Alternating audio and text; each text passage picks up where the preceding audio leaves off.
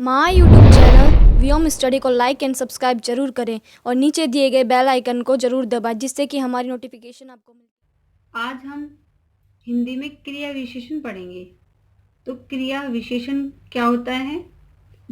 क्रिया विशेषण जो क्रिया की विशेषता बताते हैं उन्हें हम क्रिया विशेषण कहते हैं।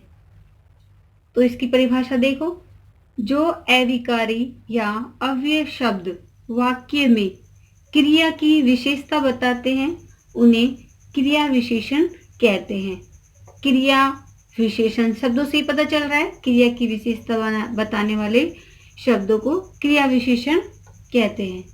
जैसे देखो, गीता धीरे धीरे चल रही है, तो चलना तो क्रिया है, लेकिन इसकी विशेषता है कि वो धीरे धीरे चल रही है, तो धीरे धीरे क्रिया विशेषण हो गया। क्रिया विशेषण दूसरे क्रिया विशेषण की भी विशेषता बताते हैं। देखो, जैसे वह बहुत धीरे चलता है। देखो, चलना क्रिया हो गई, ये जो धीरे है वो विशेषता हो गई। इसकी भी विशेषता बता रहा है कि बहुत, जो क्रिया विशेषण की भी विशेषता बताते हैं बहुत से, तो वह बहुत धीरे चलता है, ये विशेषता है, और इसकी भी विशेषता बहुत है, तो ये क्रिया विशेषण हुआ। इस वाक्य में बहुत क्रिया विशेषण है क्योंकि वह दूसरे क्रिया विशेषण धीरे की विशेषता बता रहा है। यहाँ पे इसकी डिटेल बता दी मैंने आपको, इससे समझ आ जाएगा।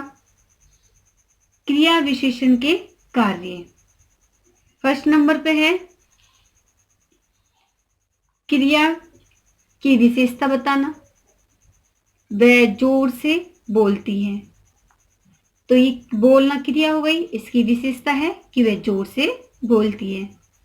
तो सेकंड नंबर पे है क्रिया के संपादित होने का ढंग, जो तरीका है वो बताता है। जैसे सारा सामान धड़ाधड़ बिक गया, जो बिकना है वो क्रिया है, बेचना क्रिया हो गई।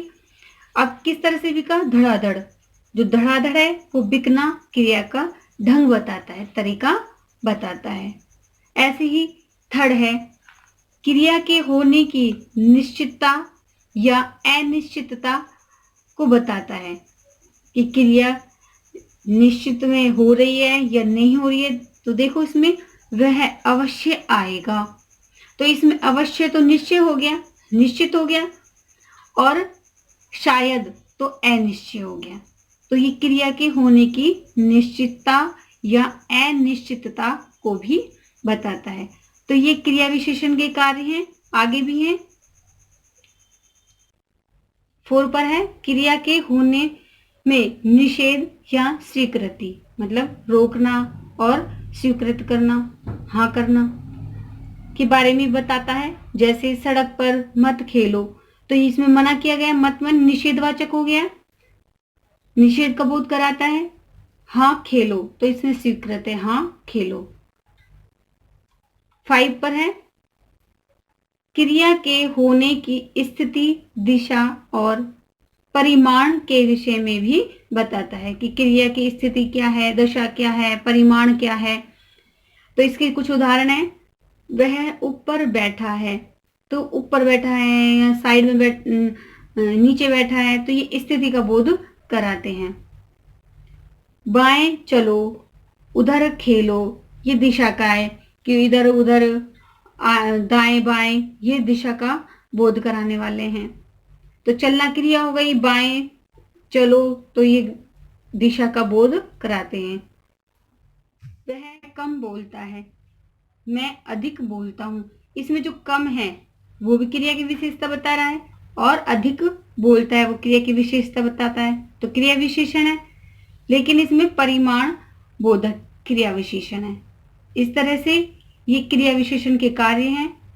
क्रिया विशेषण के कुछ भेद हैं, तो इसमें इसके 6 भेद बताए हैं। तो सबसे पहले कालवाचक क्रिया विशेषण, सेकंड पे स्थानवाचक क्रिया विशेषण, थर्ड पर है परिमाणवाचक क्रिया विशेषण, 4 पर है स्वीकारवाचक क्रिया विशेषण, 5 पर है निषेधवाचक क्रिया विशेषण, और 6 नंबर रीतिवाचक क्रिया विशेषण। तो इन जो ये 6 क्रिया विशेषण है इसकी डिटेल अगले वीडियो में मैं आपको समझाऊंगी। Thank you.